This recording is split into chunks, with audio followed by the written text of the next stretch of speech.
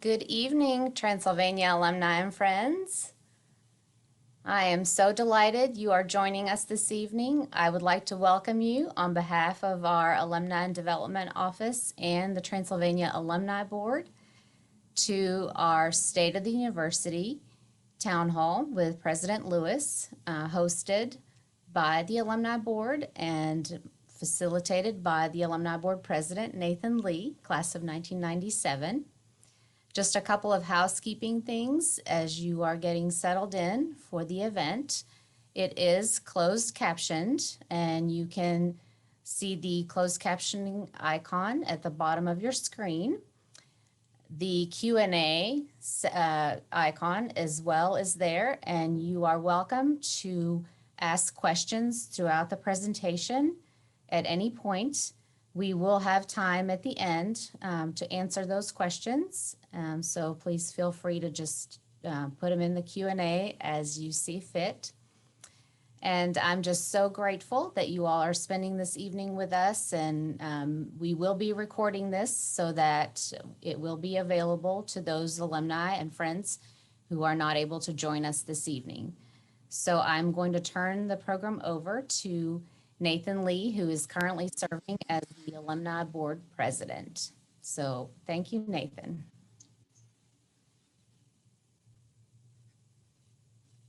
Natasha, and good evening, everyone.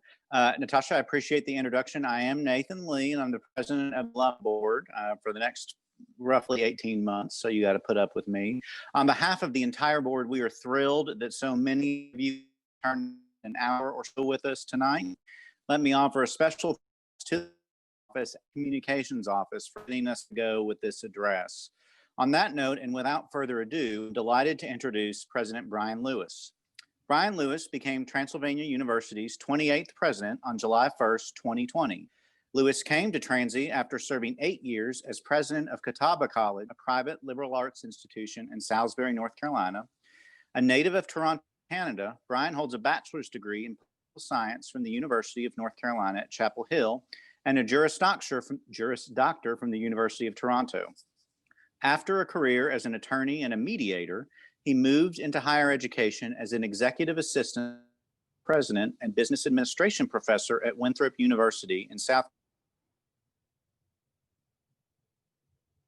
Winthrop University's college, and then the university's vice president for university development and alumni relations before assuming the presidency at Catawba.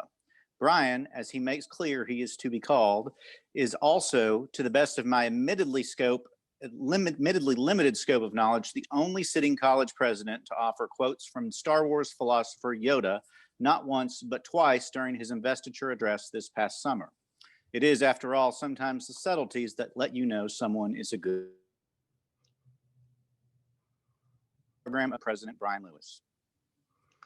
Well, thank you very much, Nathan. Good evening, everybody. Really appreciate everybody investing the time to join us. A big thanks to Nathan for hosting, to Natasha for welcoming everyone and getting the word out to everybody, and behind the scenes to Julie Martinez and Megan Maloney and the Transy Communications team for all the technology and the logistics that make something like this happen. Also, a big thanks to the Alumni Board and to the Young Alumni Council and the Board of Regents and the trustees, and indeed the entire Transylvania community, faculty, students, staff, alumni. Everyone has been incredibly warm in your welcome, in your support, in your encouragement, and yes, in your patience. So I am very grateful for all that you've done to make me and my family feel so welcome, as we've charted pretty unusual waters here. And so a special thank you to each one of you who is willing to endure, yes, one more dang Zoom after a day that is probably full of them. So much appreciation to each of you. I always like to begin presentations about the university really with our core foundations, our seal, our values, our mission, because these are the essential and enduring principles that guide the university. As some of you know, the university seal was created in 1909, and inscribed on it is our motto, In Lumina Illo Tradimus Lumen, or in that light, we pass on the light.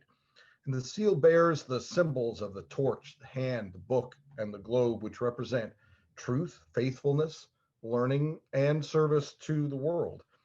So as pioneers, our centuries-long commitment to achieving excellence in liberal arts is guided really by 5 essential values that inform everything we do: integrity, innovation, diversity, community, and perseverance. How apt each and every one of those values has been this year. And as we make decisions and we plot the course of the university going forward, I think it's important that everything really flows from these values and from our mission. The mission statement is the university's reason for being, our consistent identity, even in changing times. And that mission says that through an engagement with the liberal arts, Transylvania University prepares its students for a humane and fulfilling personal and public life by cultivating independent thinking, open-mindedness, creative expression, and commitment to lifelong learning and social responsibility in a diverse world. Again, a very timely and timeless mission statement.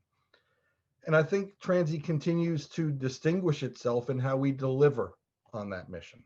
Once again, we find ourselves highlighted in publications across the country as one of the best institutions of higher education of our kind.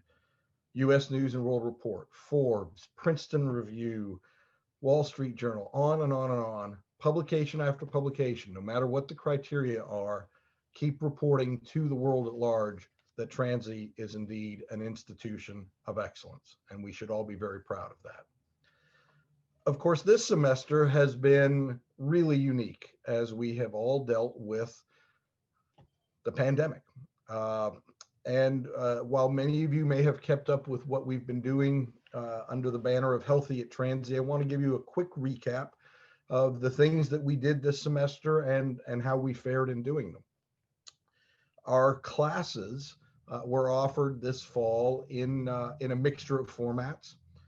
Some were online exclusively, some were a hybrid of in-person and online.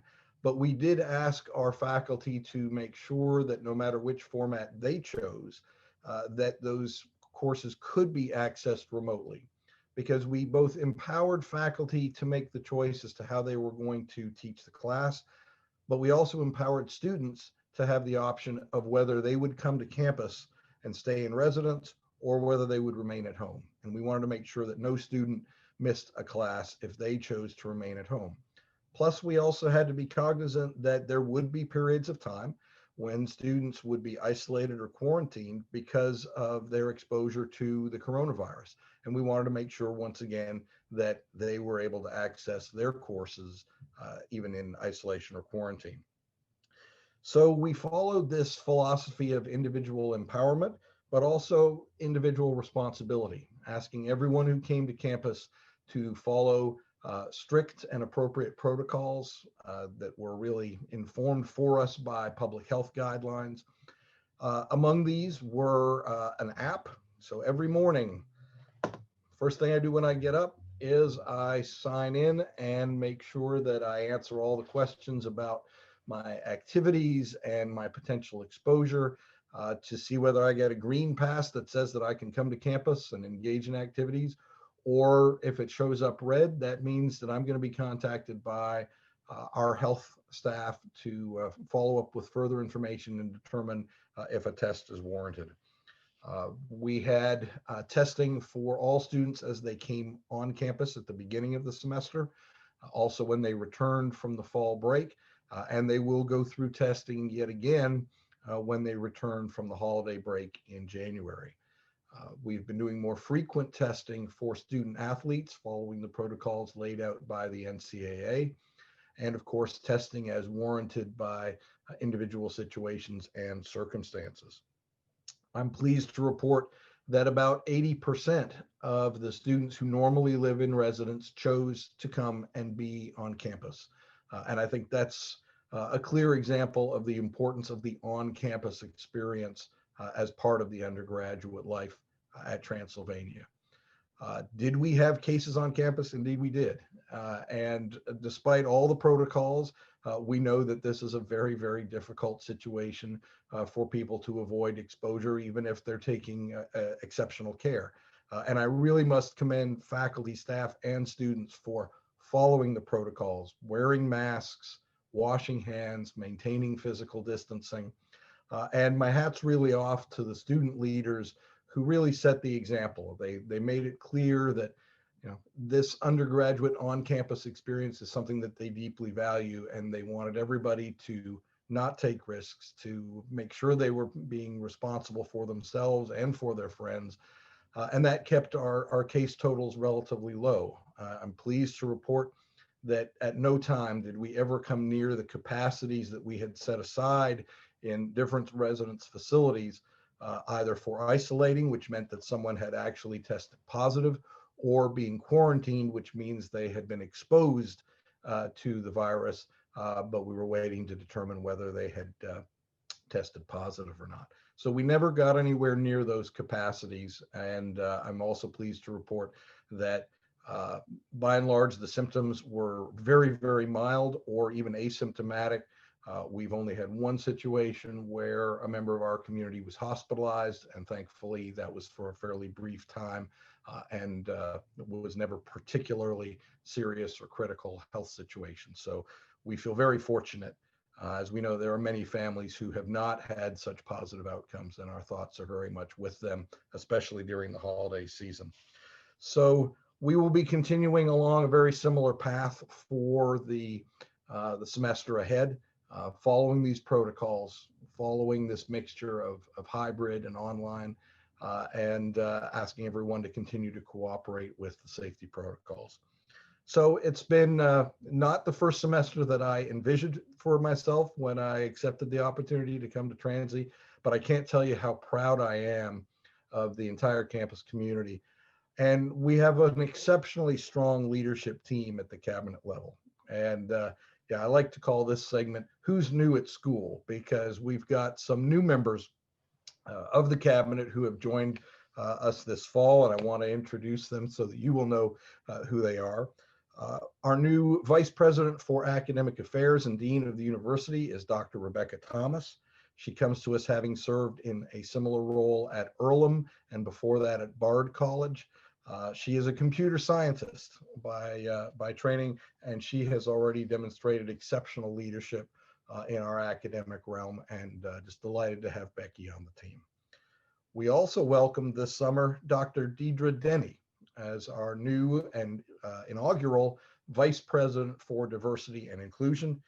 Debra comes to us from a distinguished career in similar positions and also working in things like Title IX. She has worked at institutions in Georgia and Maryland, and this is something of a homecoming for her as she is a graduate of the University of Louisville. So we're glad to have Debra back in Kentucky. We also welcomed back to the Transy campus Sarah Cohen as our Vice President for Strategic Initiatives and Enrollment Management.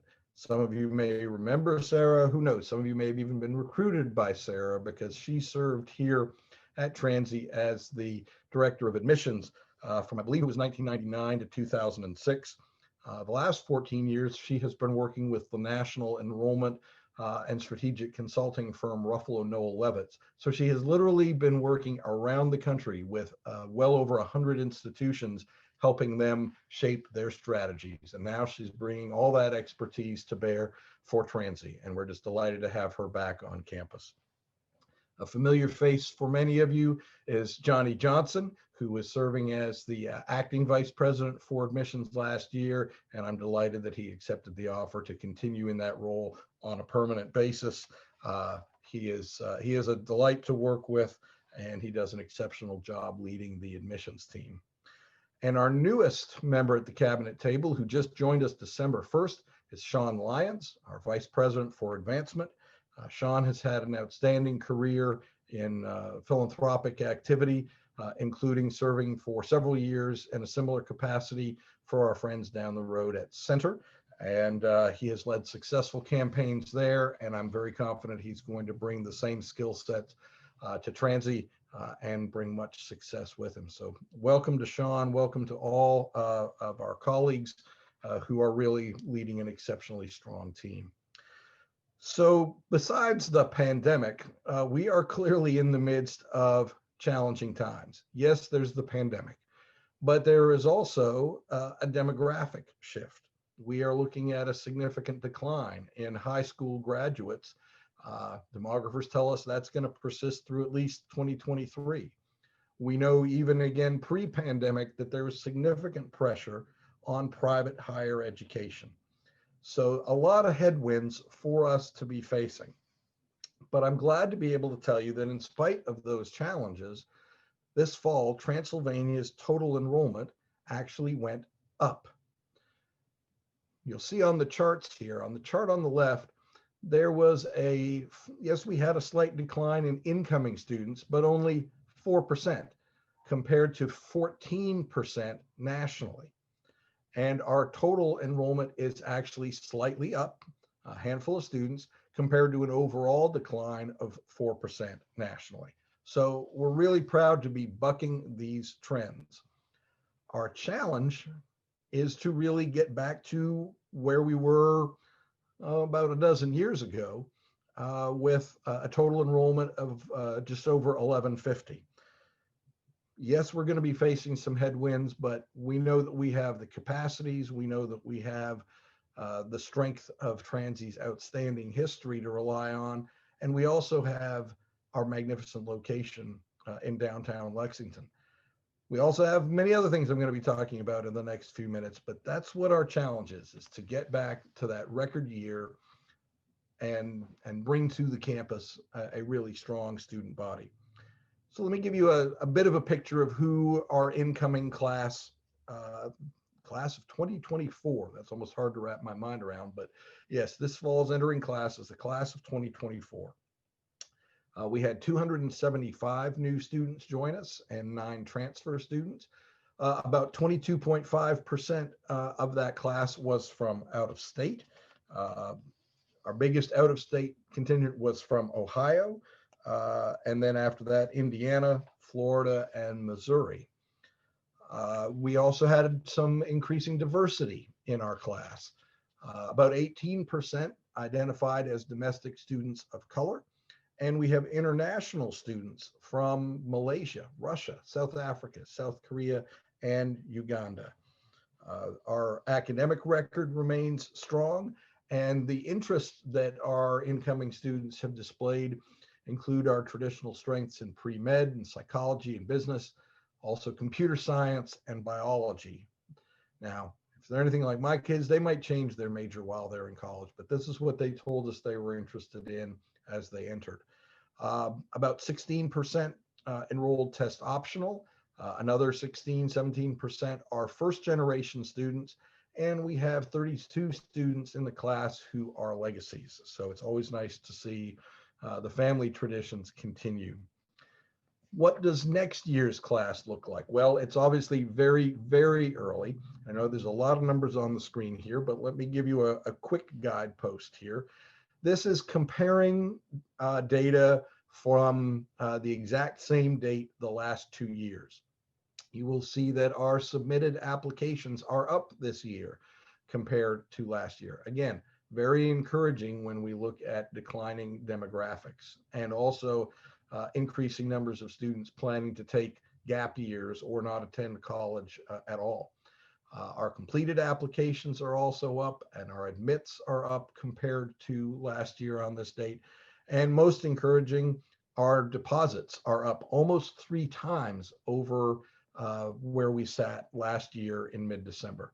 Now, a word of caution, this is such a different year, it's very hard to compare things date to date.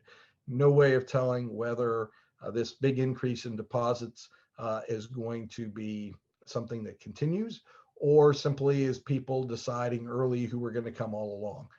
We'll just have to wait and see, but I would certainly rather be ahead than behind, and kudos go to our admissions team who are working very hard in very abnormal circumstances. They can't visit high schools, there aren't college fairs, but they're doing everything they can to reach out and connect with prospective students.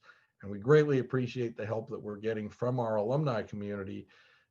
You who are out there telling our story, connecting people to us, telling them about Transy is especially important when in some cases people won't be able to visit the campus or get a real sense of it. So the authenticity of your reports and of your communications are really vital. We also are shaping up very well for the small class that we'll have coming in the winter term, as we cross into the new year, with deposits also well ahead of last year at this time. Academic affairs priorities, there are a number of them, even as our faculty are doing just incredible work to have changed all of their courses and provide things in online formats and using technologies with which many of them were not familiar. We have continued to look at ways to innovate through developing a teaching and learning center to support teacher development and pedagogy. To continue our work on revising our general education curriculum and to work towards a new Transy in the World program that will really expand the horizons of many of our students. We're exploring different curricular offerings. What niches are there that we can fill? What programs are not readily available in Central Kentucky that students are demanding? What programs might we already have, say, 3 of the 4 necessary pieces in place because of the expertise of our faculty? We just need that one missing piece to be able to offer an entirely new line of program. So all those conversations are going on campus, doing the feasibility and the appropriate research before we make our final decisions as to which new programs we'll be looking to offer. And we continue to find ways to expand student research. And once we're able to resume travel, both domestically and internationally, we'll be looking to enhance travel opportunities for our students. So lots happening in the academic sphere. I often get questions from alumni about how are we doing financially? Well, before I get into the numbers, I think it's important that we all collectively give a real shout out and thanks to Mark Matthews. He is a Transy alum himself. He's class of 1980. I was teasing him just this afternoon that, when he was graduating from Transy, I was in middle school, but he took it in his usual good humor. But please join me in wishing Mark well as he plans for his next chapter. He has announced that he will be retiring at the end of this academic year in June of 2021. As some of you know, this has been his plan for a couple of years now. So no, I didn't scare him off. In fact, he's got some significant marks on his arm from where I have tried to twist his arm to stay.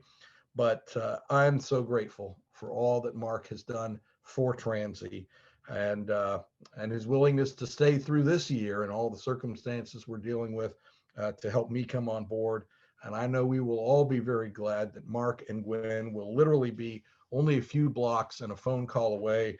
And we hope to see them and their dog, Doug, on campus very often. So Mark, thank you again for all you have done. A quick snapshot of where we sit financially. I know there's lots of different shapes and colors on here. So let me just sort of walk us through it carefully. In the top left quadrant, you see our endowment draw. It's important that the endowment be a sustainable resource for us. And so a goal has been to reduce the percentage draw on the endowment below 5%. And as you can see in this year's budget, the little green circle there, yes, we have come under 5%. So we've been moving the endowment draw down, and that bodes well for the future to be able to have that sustainable resource. Below that, in the lower left quadrant, you see the strength of the endowment in millions of dollars. The figures there show up through June of this year, where the endowment was at about $190 million. Newer figures will show that endowment has continued to grow with the strength of the market and the economy, and it is well over $200 million as we sit here today. So that's also a very good place to be. In the upper right quadrant, you'll see the annual fund. Our goal annually has been $1.4 million, and we so appreciate many alumni and friends of the university who step up when we ask for your support, and some of you step up even before we can ask for it. So thank you for your participation, whether it's in one of the special events like Together for Transy or Day of Giving, or simply sending us that check or credit card contribution. Last year and this year, we are on track to exceed the $1.4 million goal. So thank you for all you do to support Transy through the annual fund. In the bottom right-hand quarter, you will see the projected deficit. Now, obviously, the goal is always you don't want a deficit at all. And we are getting closer and closer, as you'll see on the far right-hand part of that line. The little red ball is getting closer to that zero goal. But you'll also see a little blue ball below that. That is because we are waiting to hear whether our PPP, the Payroll Protection Act that was passed by Congress last spring, whether the loan that we received under that will be forgiven. We anticipate and believe that it will, because we really met all the criteria when we applied for it, and all the reporting that we're doing would indicate that we should get that met. If so, that will significantly improve our financial posture. But I am very pleased to be able to say that we have been weathering the COVID crisis and the decline in revenue exceptionally well. I read articles all the time about how across higher education, something like 10% of the higher education workforce has been laid off. At Transylvania, we have had no layoffs, no furloughs, and at this stage, we're not anticipating any. So we all hope that we will continue through the pandemic, get the PPP forgiven this spring, and our financial picture will be encouraging.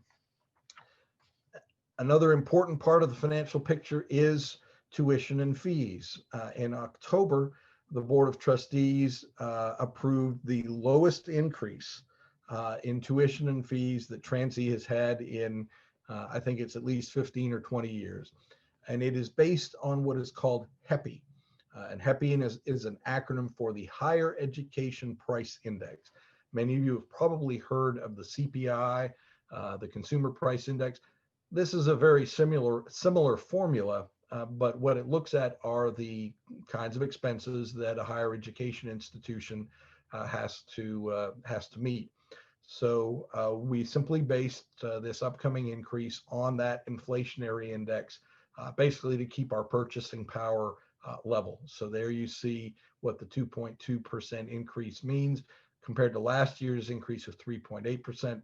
So we're trying to find that appropriate balance between the purchasing power of the institution while also being very sensitive to the fact that students and families are in many cases dealing with difficult situations related to the pandemic and the economy. So, and as always, we continue to work very closely with individual students and families in terms of financial aid packages to make Transy accessible. And one of the reasons we want to make Transy accessible is we have got, as you know, a magnificent campus.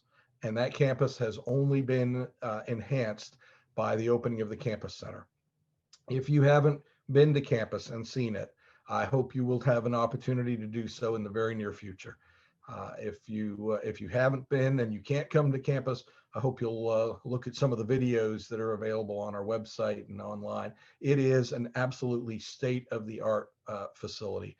We're so fortunate to have the magnificent dining hall that you see in the upper right there, because that really allowed us to do physically distanced dining and do so safely. I've been in a lot of campus centers on a lot of campuses over the last few years. I can tell you without any exaggeration, there is no equal to this facility. You will be very proud that this is a showplace for Transylvania, and I can't wait to have you join us on campus to see it soon. A couple of other facilities worth mentioning. The Hazel Rig Building is going to be going offline late next spring. There are a lot of things about the building that haven't really changed since it was built in the early 60s. We are going to be exploring some options as to exactly how we want to refurbish and potentially repurpose the building or some sections of it. It does need some significant systems and infrastructure work, HVAC and things of that nature. So we're undertaking a planning process right now to determine exactly what we're going to do with the building. But at the end of this academic year, it will come offline for a period of time, and we will accommodate the current occupants in other places on campus. So don't be surprised if you see some work being undertaken to the Hazel Rig Building in the near future. Another facility that will be getting some attention are the 4th Street Apartments. This will be the last year for this facility. We will be having conversations with the Board of Trustees in the spring about whether to tear down the apartments or to do a total renovation. We'll be looking at some cost estimates as what is the best option there, but those facilities will come offline for next spring, after next spring, into the next academic year as well. I introduced to you earlier our new Diversity and Inclusion Vice President, Dr. Debra Denny. She is spearheading a number of initiatives in her area, many of them really aimed at recruiting and retaining as diverse a population of students, faculty, and staff as possible. One of the projects we're undertaking is modeled on the McNair Scholars Program, which is a federally funded initiative that is designed to help develop minority and first-generation students towards careers as faculty, to support their development towards PhD and other terminal degree programs. Not for law school, not for medical school. Here, the purpose is to try and develop future faculty. So we're really playing the long game in that our hope is that we can be developing some current and future students who can be future faculty at Transylvania or perhaps another institution, but we hope we can grow some of our own. We're also undertaking a thorough review and inventory of things like our historic markers, artworks in our collection, and named spaces and buildings. We want to do that very thoughtfully and sensitively and not in any kind of a rushed way. But I think it's important that as the entire nation is having conversations about the appropriate ways to recognize history and what aspects of it we want to recognize and what aspects we want to celebrate and lift up. So I'm very glad that we have alumni involved in those conversations. Again, we're going to go through it thoughtfully, not in any kind of a rushed fashion, to try and come up with a set of recommendations that would be helpful for the entire community. I know another area that many of you are very interested in are athletics.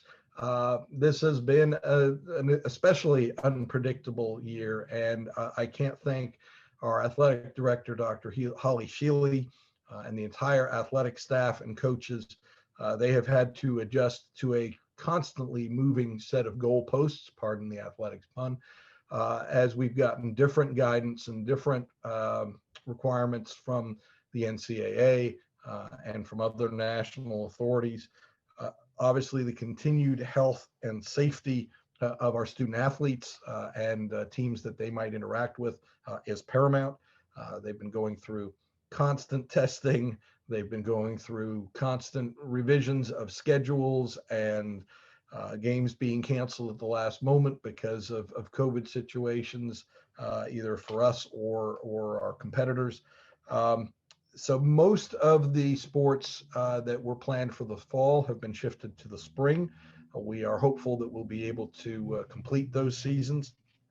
And obviously we've been continuing to work on strength and conditioning and practice so that as the seasons are able to commence, our student athletes are ready. So again, congrats to the pioneers. They've been doing an absolutely stellar job in challenging circumstances.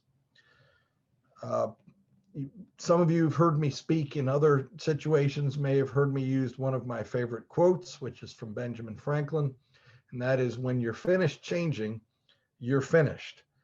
Well, obviously there are, as I've been saying all along tonight, a lot of headwinds out there.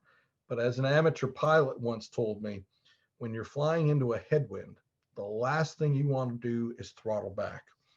Well, Transy is certainly not throttling back. The question for us is really, how do we choose to change? Transylvania has been changing for 240 years. It's one of the reasons that we've been able to succeed for so long, is our ability to adapt. And now we have to really think about preparing our students for what author Daniel Pink has called the conceptual age. His argument is that we have moved from the agricultural age and the industrial age into what is now the information age, but that we're moving quickly towards the conceptual age. And he makes the case that we really have to prepare our students to have skill sets that can't be outsourced or automated or replaced by artificial intelligence. The visual that you see on the screen now might look a little odd, but if you look closely, you'll understand it. This is the logo of the Nutrition Research Institute in North Carolina, where they're doing groundbreaking research on things like customized diet and customized medication based on an individual's DNA.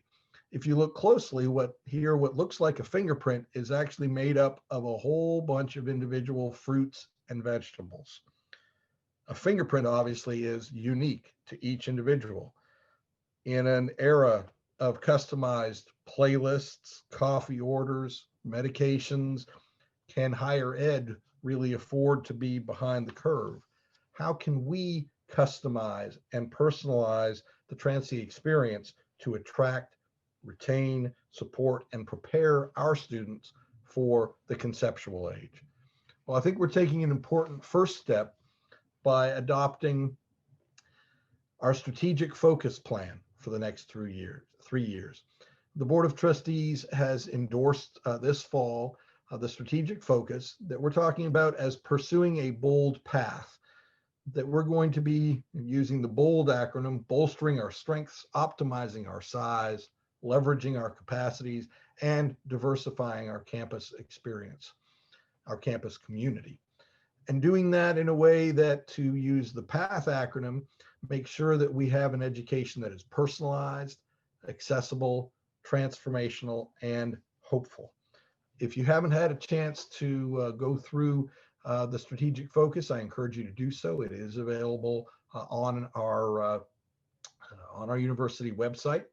And you'll see there the framework that we're going to use for the next 3 years. And each of the next 3 years, we will develop an annual plan to how to move forward on each of these objectives and each of these critical areas. So you can expect to see a report in early January on our annual plan this year that we developed. But in each successive year, you will see an iteration of the strategic focus plan translated into individual year-long objectives to see where we can move us forward. So it's an exciting period of time to be at Transylvania. And I want to close with a quote from Bart Giamatti.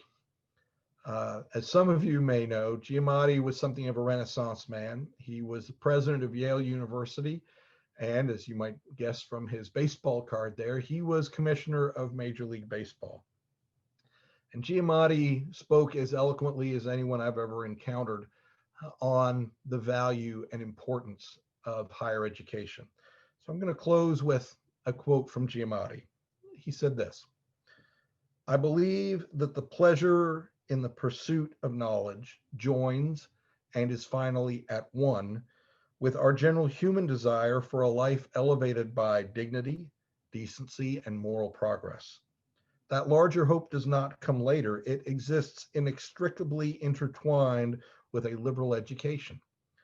The joy of intellectual pursuit and the pursuit of the good and decent life are no more separable than on a fair spring day, the sweet breeze is separable from the sunlight.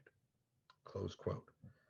Well, in the sweet breeze and in the sunlight, may we enjoy the pursuit of knowledge and the pursuit of the good and decent life. Thank you for your attention. Let's make 2021 an extraordinary year together, and let's see what questions are out there that we can try to respond to. And if we don't get to each and every question posted, please know that we will be collecting these and we'll do our very best to follow up with you offline. So Nathan, I'll turn it back to you. I think we've got about 20 minutes for addressing some questions. Great. I appreciate that, Brien.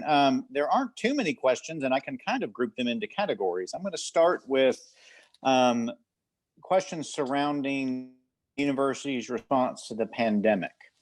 The first one is there a plan or an intent to require COVID vaccinations for students and staff?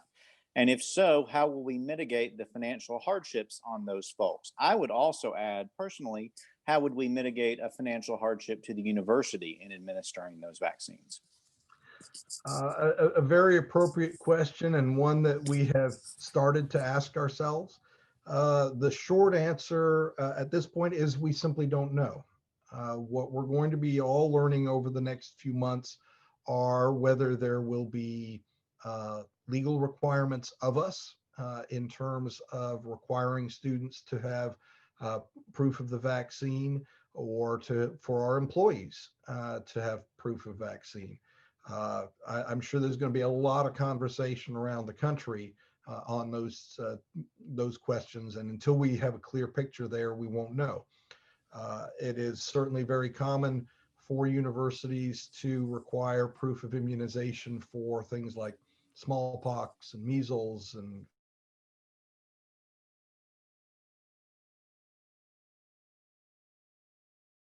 proof at the beginning of the academic year, and on they go. Whether the coronavirus vaccine is going to be treated in the same way or differently, we will have to find out. Similarly, in terms of any costs associated with vaccination, whether it's going to be completely free, whether there will be exceptions here or there, what individual insurance or what the university's insurance might do to handle it. Please know these are front and center questions for us, but the simple answer is at this point, we just don't know. Okay. Thanks, Brien. There was a follow-up question about specifically how food service staff had been affected by the pandemic, but I would say housekeeping staff and any sort of plant operations staff. Those are particularly crucial functions in this time, always, but particularly now. How about those folks? Yeah, real kudos to my predecessor, Dr. John Williams, because the leadership that he showed back in the spring, when everybody had to really move quite quickly. I mean, it was a matter of days or a week that everything shifted. And he worked very closely with our dining services staff, who are actually, they are not employees of the university. We have a contracted relationship with Bon Appetit catering service, who have done an absolutely stellar job. If I can take one brief digression, you kind of think of a university cafeteria as not being particularly fine cuisine. But when I go into the dining hall and I ask somebody what they recommend, and they say, the shrimp curry is really good today. That's just a different experience than I had as an undergraduate. And I've heard nothing but compliments for the quality of the food and the food service. But to get back to where I was in terms of what Dr. Williams and the team did in March, they worked very closely with Bon Appetit to make sure that even as we shut down the dining services then, that those personnel were not adversely financially affected. And I think that was really commendable. As we've resumed services, there are very stringent protocols that that the dining staff are required to follow. And I know that our staff and the Bon Appetit team have worked closely together to make sure that those are followed. And again, so far, we've been very fortunate. There have not been, to my knowledge, any significant issues related to that. The concern that was expressed in terms of housekeeping staff and facility staff is something that was very much at the forefront of our planning over the course of the summer, in terms of how rooms were cleaned. Students have really taken on additional cleaning responsibilities themselves, again, to minimize exposure and risk for those frontline staff. But every time I see them, I couldn't be more proud of their can-do and cheerful attitude. They have been again just tremendous to work with. As a follow-up to that, again, this is in the same family as the pandemic questions. How are our students satisfying their clinical and real-world requirements? Think student teaching, internships, those sorts of things during the pandemic. That's a great question, and I will admit, I always like to admit when I don't know something, and that's something I don't know the specifics of. But I know it's obviously something that that individual faculty and programs have been paying close attention to, and I would be more than happy to follow up with Dean Thomas and the division chairs to get some specifics, because I know it's not something that just gets thrown out the window. It's okay, how can we accommodate this under these set of circumstances? I'm sure that in many cases, unless a student is a graduating senior, things are being simply deferred to another time. But where the requirement is there, they're working hard to find the right ways to do it. Okay, great. There's another question that's not pandemic related, but it is career readiness related. And can you speak to any developments that may be occurring in the Career Service Center? Are there plans in place to modernize and strengthen that function in the university? Yeah, Tracy Dunn, and who's another great Transy alum, and the CAPE team have continued to enhance and develop things like the 100 Doors Mentors program, which is now actually well over 100 people. They continue to look for opportunities, continue to develop relationships, and continue to do things small and large. It might sound like a small thing, but I think it's pretty important. One of the things they do is they actually collect business attire donations so that students can have the appropriate clothing for job and internship interviews. So, if you've got some clothing you'd like to donate that might be appropriate, they'd gratefully accept that. Another thing that I've really been impressed with is, or has really been impressed upon me, is we have a number of internship opportunities that go wanting, in that there is not a student who is able to accept that opportunity. Mm-hmm. And in many cases, it is because those internships are unpaid, and our students are needing to find some source of income to help them cover their college costs. So if folks are inclined to help support funds that would be able to provide stipends for students to take advantage of unpaid internships, that would really help bolster the experiential component, which we all know is more and more critical. Sounds great. What about, and again, in the vein of experiential learning, how has the pandemic impacted study abroad opportunities, and what are the plans over the next 12, 18, 24 months to bring those back to the extent they've been impacted? They've been significantly impacted. Basically, we had no study abroad opportunities this year, which is it's regrettable, but clearly the safe and sensible thing to do in these circumstances. Mm-hmm. But our folks have not been resting on their laurels.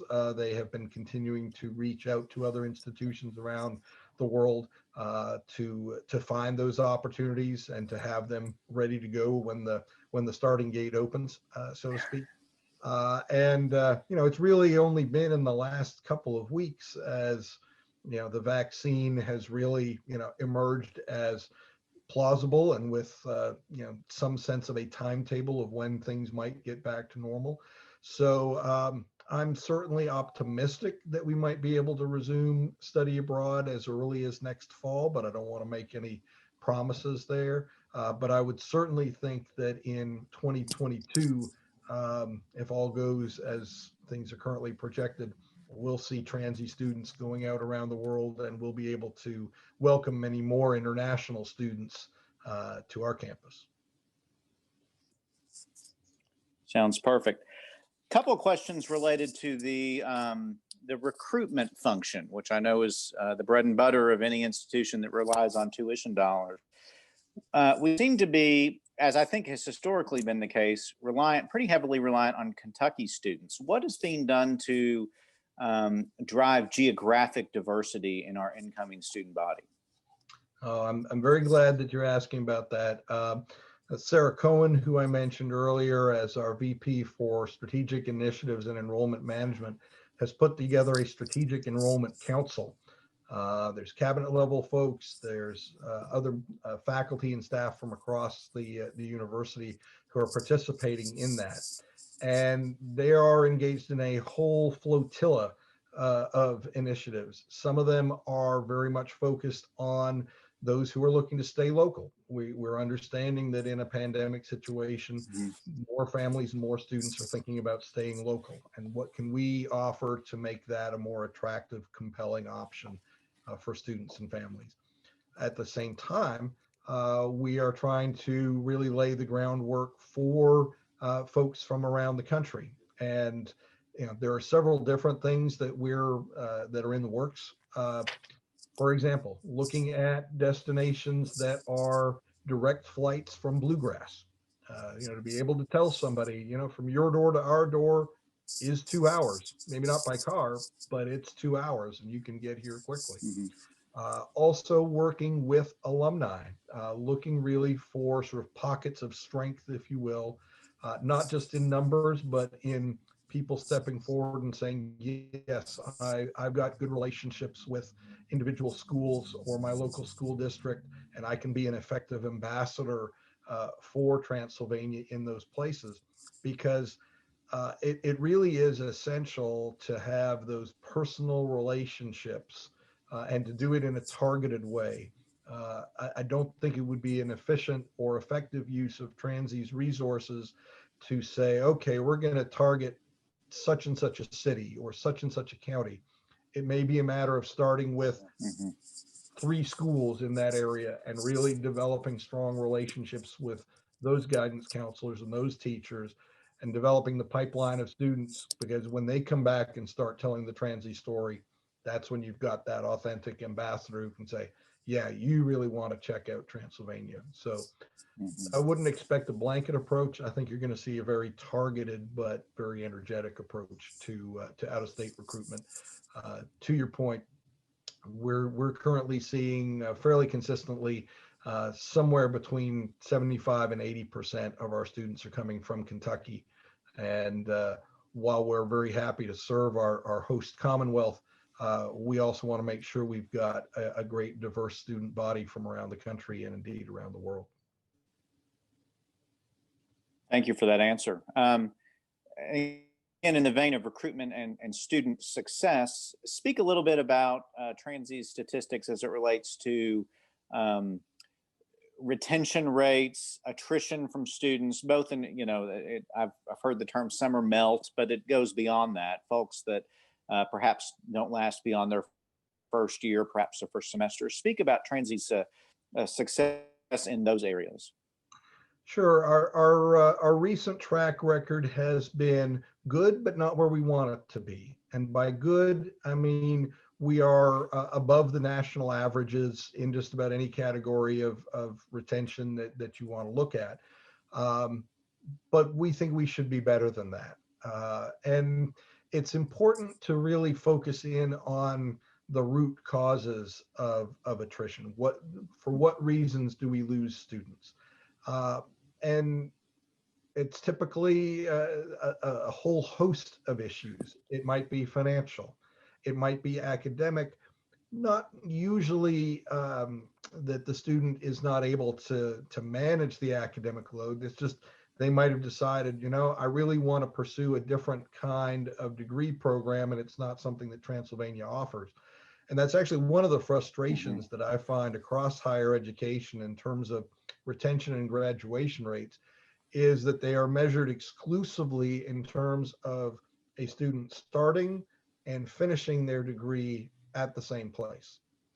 A student who transfers from Transylvania, goes to UK, was academically successful at Transylvania, completes their degree successfully at UK, we don't get to count them as a graduate.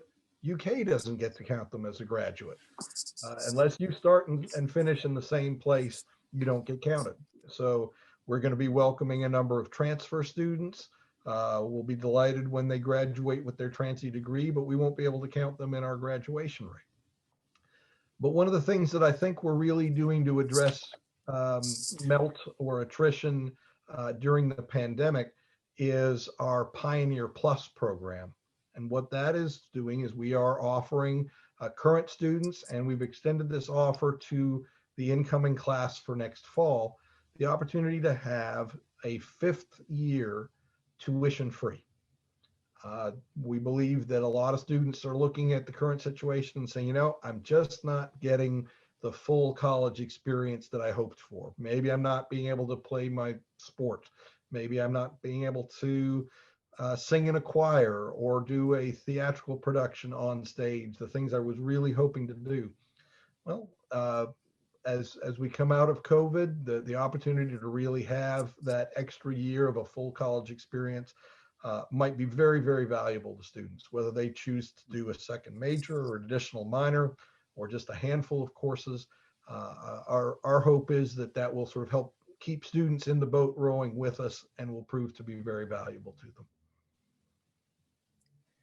Okay, Brien, we have just time for maybe 1 or 2 more questions, and I'm going to take some liberty and roll a couple of questions in together in the vein of diversity and inclusion. And you spoke to this some about the work Dr. Denny is doing and Transy's response to recruitment and retention and its version of the McNair Initiative. But can you speak perhaps on some other topics about what the university is doing to address some of the conversations that we're having as a nation right now about social injustice, unrest, those sorts of things. And again, you can talk about specific problems or projects or talk about more broader things, but I'd invite you to speak to that a bit. Sure. I've been really encouraged by the dialogues that I've heard. Sometimes they've been in, Zoom town hall type settings, often led by students or certainly with active student participation. And also just conversations, in dining halls or out on Alumni Plaza, socially distanced. People are engaging in these issues thoughtfully, not in